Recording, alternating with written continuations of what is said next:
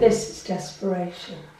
I've just come home from group and feeling pretty rough this week, absolutely full of cold and dying for a decent coffee. So cheers everybody. Perfect. An espresso chocolatino, which is really nice. It's very strong, but it's got like a hint of very strong dark chocolate in it, which might just perk me up a bit. Yeah, I have Joe to thank for this cold. He's had it all week, and I think last night in bed, he was down the passage in his bedroom, and I was at the end of the passage in my bedroom, and it was a bit like a coughing contest. He's winning at the moment, but I'm rapidly catching up. So excuse my voice, because I sound probably worse than I am really. I'm going for the sympathy vote this week. I want to talk about where I was 10 years ago today. And 10 years ago today, I had almost finished a successful diet. I was 10 stone 6. I'd lost about 8.5 stone on a keto diet. And I felt fabulous. But I couldn't stay there. And the reason I couldn't stay there, and I realise it now, it's taken me 10 years to get to a place where I understand it, but the reason I couldn't stay there was because the only thing I had changed was my food. And the only way I had changed my food was by strictly dieting and depriving myself of the foods that I really enjoy. Now 10 years on, and hindsight is a wonderful thing, I realised that actually it was dieting that caused my weight problem in the first place. I've mentioned on my vlogs that I started dieting at the age of 19, weighing 10.5 stone. My friend Caroline was getting married. She wanted to go to Slimming World to lose a stone because she had this super long, graceful wedding dress, and she was a tall girl and she was slim anyway, but she wanted to look stunning on her wedding day, and that's the way I suppose we all feel, isn't it? So we went to Slimming World, and back in the day it was called J&M Slimming. Now this would have been trying to think, in the 70s, late 70s probably. Anyway, it was a long time ago. Now, I had done Slimming World with Caroline, and I lost the half a stone I wanted to lose, and then I went back to all of my old bad habits. And I probably gained, in the next year or so, a stone. So I then decided I'd go back to Slimming World and I'd do it again, and I did. I did it again, I lost that stone and probably a tiny bit more, and then I stopped. And then I went back up again. And gradually over the years, I've been doing the 1 step forward, 2 steps back scenario. And that eventually led to me being 22 stone. So from 9.5, 10.5 stone, which was perfectly normal for me as a girl in her early 20s, I crept up by taking that 1 step forward and those 2 steps back till I hit the dizzy heights of 22 stone. Now, the period I'm talking about 10 years ago was when I discovered keto, and it works, it really works. I'm not knocking it. So if you're keto or you know anybody who is keto, it works. Excuse me, I'll just take a sip. Oh God, that's good. Now, for me, doing keto was quite easy because I can be a very disciplined person because I love routine and I love consistency. Now I'm either routinely really good or I am routinely really crap. I'm by nature an extremely laid back person, and that being so laid back leads to me being ultra lazy. So I actually get to the stage where I'm so laid back about life that I really don't give a toss about anything outside of me. And often I didn't give a toss about anything that involved me. So when I look back on my life, my husband would verify this. He'll be watching this video later, so he'll remember these days. But my house was a tip. It wasn't dirty per se, but it was a tip. I was probably one of the most untidy people I knew. When Joe was a very small child and a toddler and preschool age, we always had toys everywhere. My husband didn't like it, but I just couldn't be bothered to pick them up. What's the point? He's going to get them out again. So we'd have Lego everywhere. We'd have kids' toys, which is normal for a child. But most mums would use a bit of energy and when the kids gone to bed, put them away. I didn't care. I always had piles of books. This is the days when I could see and I used to read a lot. I always had piles of books, piles of magazines. If you came into my lounge, you'd have to clear a pile of books off the sofa before you could sit down. And if it wasn't a pile of books, it would be my coat because I'd come in and chucked it on the end of the settee. And I was just a person who lived in a state of chaos, who lived in a state of overwhelm. I always had too much stuff. I was a great collector. I went through a period of about 5 years where I collected gollywogs because I absolutely love gollywogs. I don't know if it's politically correct to talk about gollywogs these days, but I collected them. And I collected one particular one which was made by a company, a toy company in Louth, Lincolnshire. And got to know them, and eventually they used to make them for me. So I'd say, make me one dressed as a chef, make me one dressed as a nurse. I had a policeman, I had a joiner, his apron and his little tools and things. And the biggest one they ever made me was 5 feet tall. And he was dressed in like a teal coloured dinner suit. My mum still got him actually. But things like that overtook my life. I collected thimbles once until I had hundreds and hundreds and hundreds. And it's like they were everywhere. I always had ornaments like everywhere. Everywhere we went I collected mementos. I had to have a surplus and an excess of everything. I was always a very excessive person. And my friend Bev used to laugh at me because I used to have, in my utility room, I used to have a big basket full of toilet rolls. And if it ever got below 50 loose toilet rolls in this basket, I went into meltdown. I used to panic because I didn't have excess, and what if we ran out? I mean, I don't know whether I thought the whole street was going to get diarrhoea and it was going to be a problem, but I always had to have excess of everything. I always had 10 different bottles of perfume, always had everything in excess. I just can't believe how I used to live. So, if I picked on a particular subject, I would become very focused on that thing. And it didn't matter whether it was collecting gollywogs, collecting thimbles, collecting books, reading magazines. I would throw myself 100% into that particular thing at that particular time. And this also applied to dieting. So if I decided I was going to go on a diet, I could do it. I could really do it. I never deviated until the day I hit the weight I wanted to be and the diet ended. And I look back on it now and I think to myself, why did I ever believe that if I only changed things temporarily, that they would stay changed in the long term? And I look back over my life from that 10-year space and I see now that with Slimming World this time, you know, like 4+ years back on this plan, I can do it, I want to do it, I enjoy doing it, I still only ever eat the food I love. I don't eat food that kind of just vaguely tickles my fancy. It's got to be a food I'm passionate about. I can't just eat a meal because it's in front of me. It's got to be something I really, really like. And that works for me, and I know we're all different and that might not work for somebody else. But when I'm on it, I'm on it. Now, Slimming World has been a bit different in the long term because I realise that actually being on plan has led me not to be so obsessive and not to be so excessive, because nothing is banned. So if I really like something and I choose to have it, I can either have it as a healthy extra, I can sin it, or quite often it would be a free or speed food anyway. So in the long term, it's given me that lifestyle that isn't a diet. Even though, if I am 100% honest with you, you could say Slimming World's a diet. You really could use that word. It's not a bad word. When we were kids, diet applied to the way people ate. So it was the diet of this country or it was the diet of that country. We only turned it around to being a negative thing when we started to use it as weight loss. And in the early days, we would refer to it as a weight loss plan or a weight loss diet. We've now got quite lazy and just used the word diet to denote we're not eating like normal people. We're eating differently. We're eating in a deficit or something. But along the way, to actually change myself, because the only person I can change is me. I can't change you, I can't change Joe, I can't change my husband or my mum, I can only change me.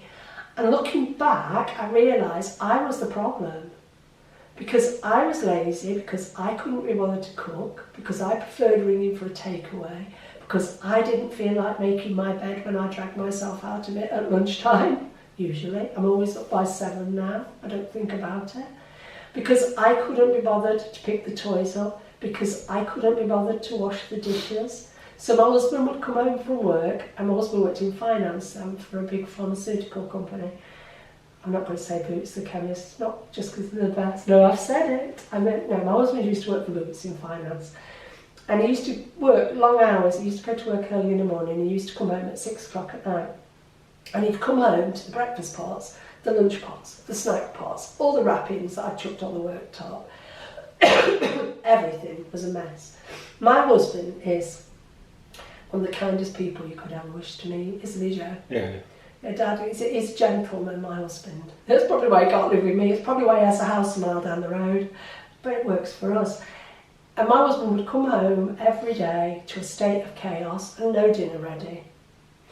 And then nine days out of 10 he would then either go on to cook the dinner or go and fetch a takeaway. Because I was too lazy, because I didn't care about me, because my life was chaos. My husband didn't live in chaos.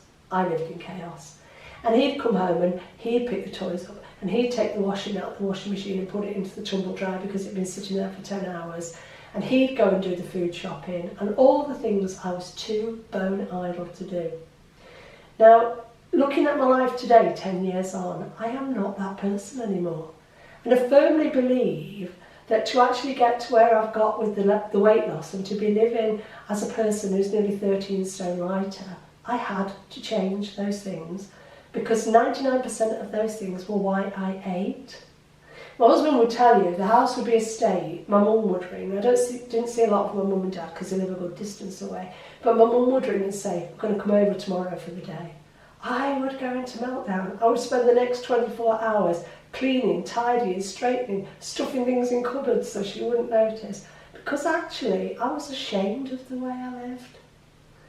If you'd come round to my house, say I wasn't well and you came round and said, I'll make you a cup of coffee and something to eat, Jane, I would have died of embarrassment if you'd gone in my fridge or my cupboards, because everything was it was chaos, it was a state.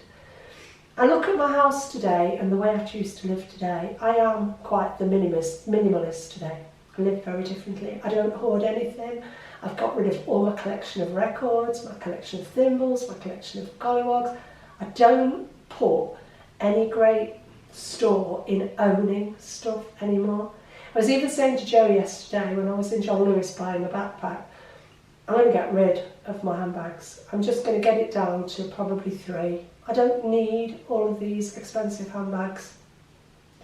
They take up a wardrobe shelf and they're all beautiful, but I don't need to possess things anymore. I need me, and I need good behaviour, and I need good habits, and I need good health, and that's all I need today. Because all that other stuff, as Joe reminds me regularly, you cannot take with you.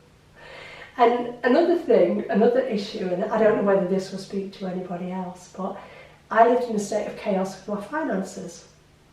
I'm not saying I was majorly in debt, because once I got married, my husband was a great manager of money.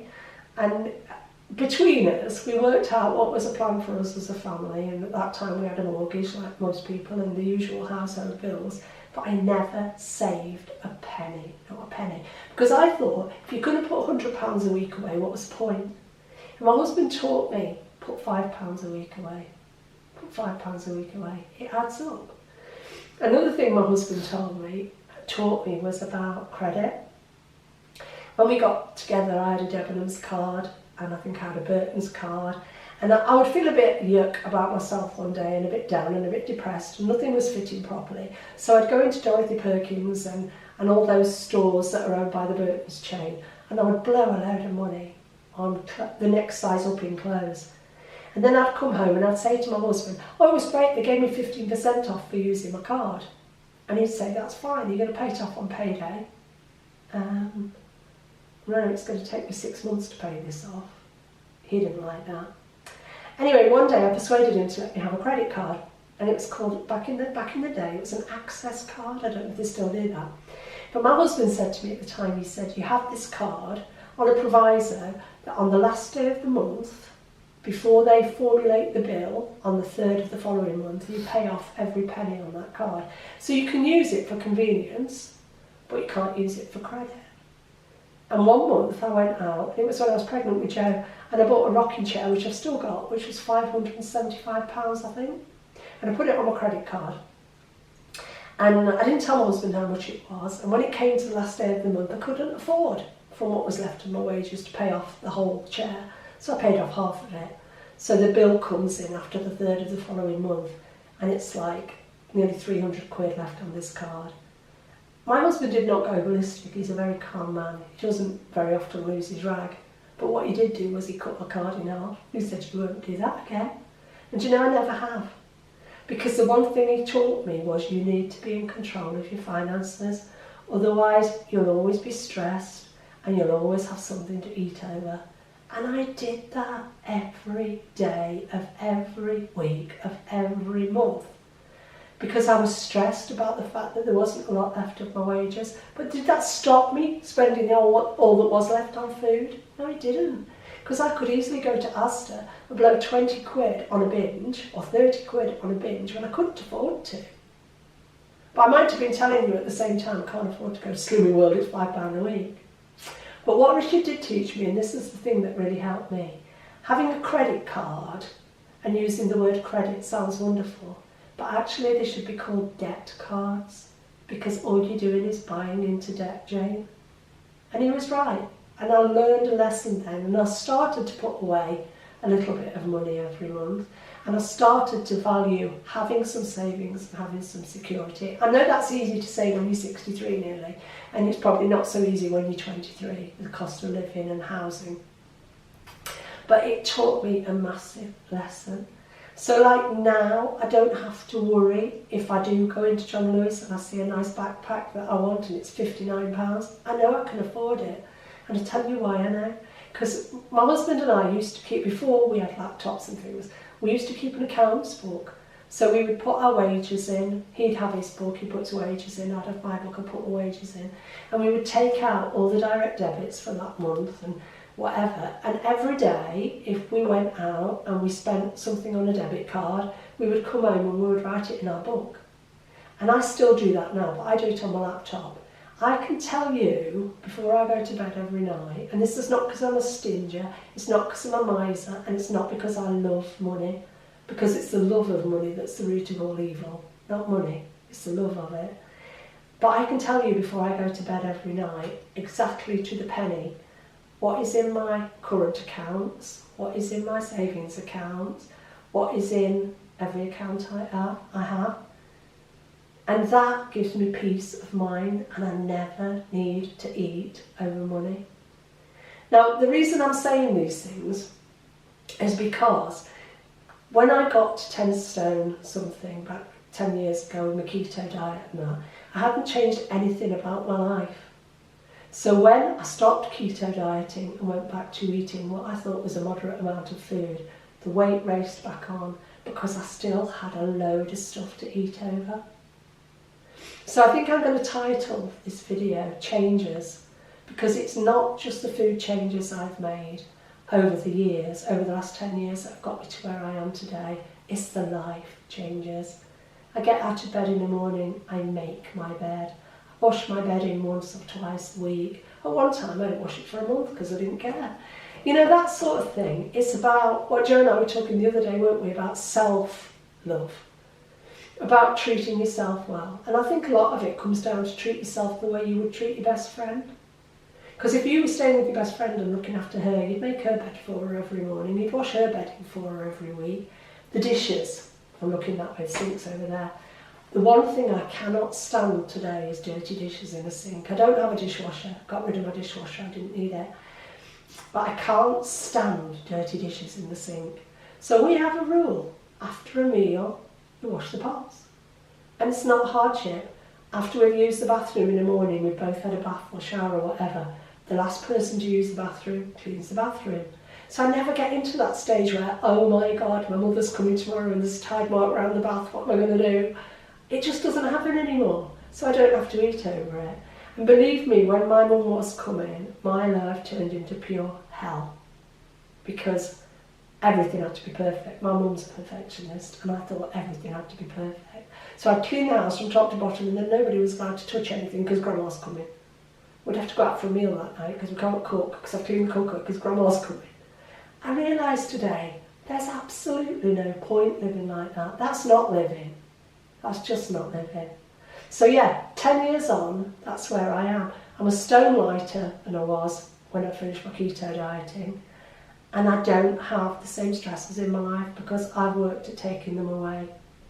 You can't change like things that are outside your power, like health issues and stuff like that. And I suppose to some extent for some people, financial issues. We could all be made redundant or whatever and end up in a difficult situation. We can't change those things. But the things that are within our power to change, that are often things we eat over, we can change. And I believe I have. To get to where I am today, I believe I have, really. I'm not the same person I was 10 years ago, and I'm happy. And I used to think that being slim would equate to being happy. Well, I can tell you, when I got down to nearly 10 stone after my keto diet, and I was still living in a state of chaos, I didn't know happiness. It's not being slim that makes you happy, it's changing all those habits that cause you to eat. That's what I believe today. Oh, sorry, you're 22 minutes. Okay, just going to show you a couple of quick food things. I'm going to give you my results. I'm into this sugar-free energy drink from Asda. You can get 8 of those in a pack for £2. Joe, can you just show those 2 yogurts quickly? Yeah. I can rattle for England, can't I? These are Alpro yogurts. One's mango, one's cherry. Yeah, that's the cherry. That's the cherry one, which is 2.5 cins. The mango one, which is 2 cins. They are absolutely bloody lovely. And for 2.5 cins, well, if you want to eat half of it, one and a half cins, they're worth it. They really are. I would say to anybody, don't worry about the fact that they're soya. They're gorgeous. I didn't think I'd like them, but I actually do. So I'm eating Joe's now. This pot here. I've heard a lot of talk over the past few months from, what's that guy called? Thomas DeLauer? Yeah. I follow him quite a lot. He's very scientific, but he's very intelligent and he's very knowledgeable. And he's been talking a lot on some videos that I've been seeking out about magnesium and lacking magnesium and the effects it have on your body. Can't go into that, I haven't got time, but you can Google it. Epsom salts, really, really good for your skin. Joe has a lot of skin problems linked to his allergies and intolerances, and this works for them. Also, it's very good if you're on a weight loss journey because your body needs magnesium in your blood for all sorts of other bodily functions. I was buying smaller bags of salts at like 10 quid for a kilo or kilo and a half, something like that. This, I know you can get it cheaper in the pound shop and places, but I don't go there, so don't have a course to. But this one, this is 10 kilograms, and it's like salt, strong salt. 10 kilograms for just over 11 quid. I think it's on Amazon Prime, that's where we get it from, isn't it? Yeah. Fabulous stuff. And I would say to anybody, if you've got any skin issues, like I have, at the moment I've got problems on my arms and it's an intolerance to something I'm eating, but I can't work out what. But I know that later, if I have a magnesium bath, it'll sort it out. But it gives you the softest, smoothest skin, and it has really, really good health benefits. And that's the cheapest way we've found to buy it. So just over 11 quid for 10 kilograms on Amazon. Right, my results today. Went to group, got weighed, had no great hopes because I've stuck to plan. I've had my avocado every day, counted it in the way I said I was going to last week, and went into group feeling absolutely no different. Stepped on the scales and lost 2.5 pounds. So I thought I was back in target, but it seems there was a mistake in my book a couple of weeks ago, which the lady I sit with today found. So I'm actually 9 stone 4 today, I'm 1 pound above target. But what's a pound between friends, eh? So thanks for watching, thanks for being there, thanks for listening to me prattling on. And I will go and blow my nose and hopefully be rid of this cold by next week. See you soon, take care. Remember, It works if you work it. It won't if you don't. Bye.